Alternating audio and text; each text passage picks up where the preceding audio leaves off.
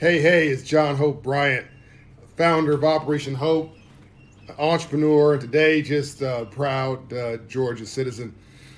Today was a momentous, historic win for my friend, uh, now U.S. Senator designee, Senator elect, Reverend Dr. Raphael Warnock, U.S. Senator elect Warnock, and Ossoff, Senator Ossoff, has also, I believe, succeeded. And it's interesting and instructive, and as Ambassador Andrew Young, Dr. King's right arm in the civil rights movement, last living lieutenant of Dr. King, and my dear friend, Clay Father, our global spokesman at Operation Hope, would say that coincidence is God's way of staying anonymous. So here's a coincidence for you. In the civil rights movement, um, the coalition that was unlikely, that helped America to regain her footing, were, yes, all races of people coming together to march and to protest the human dignity of Jim Crow laws and racism and discrimination and slavery of the South. But it was blacks and Jews that came together in a very special partnership. Half of the marchers who came in and volunteered from the northern states were our Jewish brothers and sisters. And so here you go again, some 70 years later. An African American and a Jewish male wins for U.S. Senate, with the help, I might add, of a lot of our female leaders who are really doing oftentimes the hard work and don't get credit for it. And the first black female, as my wife would remind me, first black girl power and black woman power, first black female U.S. Vice President of the United States of America, Ms. Harris, who will be, when necessary, a tiebreaker in the Senate. Can't make this up. This is the best of America.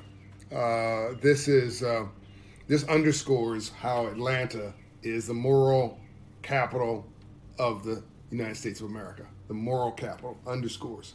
You've got, Washington D.C. for political capital. You've got New York City for financial capital. You've got Los Angeles for creative capital. You've got Silicon Valley, I guess, for technology capital. But the moral capital of the United States is Atlanta, Georgia, and we just proved that once again. African Americans also came out and voted like never before, twice. And while we should vote all the time at strength, because of the way we were treated in this country and repressed and depressed, sometimes we're dealing with an internal mental and emotional pressure, downward pressure, that keeps us from fulfilling our full potential.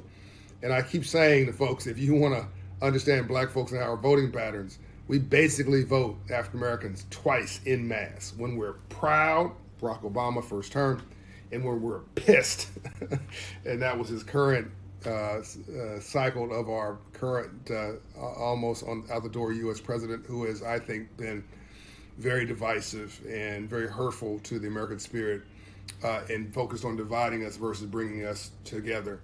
Once quoted as saying, in order to rebuild American society, first you got to, in order to reframe American society, first you must break it. So break its institutions, break its trust in itself, break its will, break its confidence, break its belief in institutions, in its laws, and reframe it in the likeness of somebody. Well, that didn't work because God don't like ugly, and he ain't too fond of pretty, and he don't like games, or she. So here we go again, rainbows after storms. You cannot have a rainbow without a storm first. So the subtext of this video is morals or money, that this false choice. So I know Reverend Warnock, Reverend Dr. now U.S. Senator-elect Warnock. I've known him for a long time. And when I first met him, I came to Atlanta as a guest of Ambassador Andrew Young, and to give credit to Andrea Young, and asked me to go meet with him as pastor of Ebenezer Church, Dr. King's church in Atlanta. And he asked me to put a Hope Inside location at Ebenezer Church. And I said there's all these obstacles. This is 2009, big middle of an economic crisis. This guy believed, no matter what, that this was possible. and made me believe. And I went out and raised, with his backing and his request, $5 million to put in a Hope Inside location at Ebenezer Church, Dr. King's church. Never been done before, historic. We built the Martin Luther King Senior Community Resource Complex. And Hope Inside was the anchor tenant for 5+ years. I forget how many years exactly, but it was 5+ years.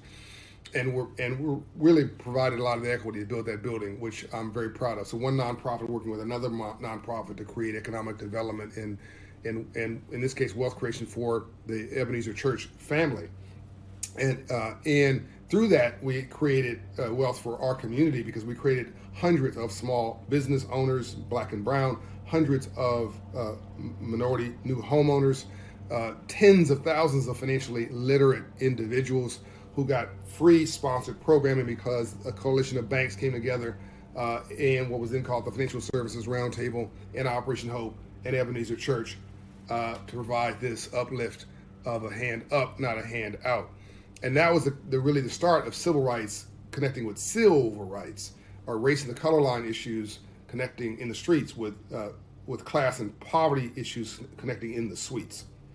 And so Warnock was ahead of his time then by asking me to do that and backing it and pushing it. And he's ahead of his time now. So I think you're going to see that you can have a choice. It's not morals or money. It's morals and money. That all boats rise. We don't have to displace anybody. My white friends don't have to feel that we're trying to move you out of the way or some kind of crazy things. We're all in this thing together. We're going to extend to quote my friend Stephanie Rule, we're going to extend the table and add a chair. Extend the table and add a chair, which means more opportunity for everybody. The pie gets bigger, not smaller, not cutting up a poverty pie, expanding an empowerment pie. And remember this, and I know Reverend Warnock believes this, you cannot, even if you want to fashion him some kind of a socialist, which is he's not, or President-elect Biden, which he's not. Even if you wanted to say that, remember this, and they know this, even if you want to distribute money like a socialist, you got to first collect it like a capitalist. So we need to be looking at ways to stimulate economy. I think that's long-term, the new Marshall Plan I wrote, but it's also infrastructure. I think that we need a decade of infrastructure repairs of our bridges and our roads, and that'll put people to work. It'll increase GDP. It'll create economic opportunity. Use government as a stimulus. We need to rebuild the ladder through tens of thousands, if not, I believe, millions of internships and apprenticeships. And we need to really fuel small business creation at the bottom of the pyramid up. And I'm specifically talking about black business, but also my poor white brothers and sisters in rural America, and my Latino brothers and sisters, and anybody left behind, female, women-owned businesses. And of course, we need to continue to encourage anybody's business. My white brothers and sisters who are middle class and doing well, not cutting anybody out here. But you want to go to folks who don't have a level playing field and give them that level playing field so they can help to add to the story of America. Because racism, according to the Citigroup report recently published, was responsible for $16 trillion. Racism against blacks cost America $16 trillion in 5 years. And if we just knocked it off right now, you get an additional $1 trillion a year for the next 5 years, an additional GDP, gross domestic product, which would then pay for the COVID CARE Act stimulus that has been funded. So you see, you can do well and do good. You can do well by doing good. In fact, I would argue Atlanta is the only international city in the South because of what I just said. She's the moral capital of America because of what I just said, because of the moral stance that she has made, going back to since the Civil War. Before the Civil War, she was not on the right side of history, but after the Civil War, the last battle of the Civil War happened in Atlanta. She was on the right side of history, and consistently has been since that time. Diverse economies are winning economies. Diverse companies are winning companies. Diverse markets are winning markets. This is not, I love math because it doesn't have an opinion. If anything should show America that diversity wins, is what's happening now. Atlanta is a winning city economically, a winning city culturally, a winning city politically. Where all boats rise. Everybody's doing better because we all do better. John O'Brien, I'm out. Go to Operation Hope, get your financial coaching session, sign up for your Hope in Hand app, support our country. This is not about Republicans and Democrats anymore. It's now about the Get It Done party. We all just need to get it done. I'm out. And download the app, Hope in Hand.